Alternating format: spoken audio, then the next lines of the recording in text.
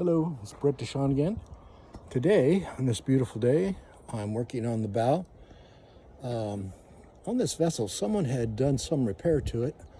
I was told she ran into another sailboat, but whatever boatyard they took it to, didn't really know how to fix it properly.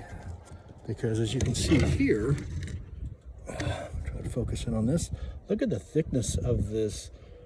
I don't know what it is that they put on there. It's just a filler. It's not even fiberglass.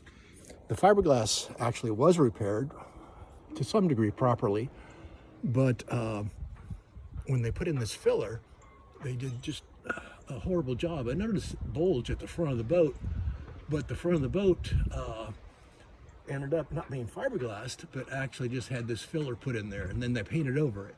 So what I'm doing now, I'm chipping all this filler off, and I'm going to fix it, fiberglass it properly, and she'll be good to go.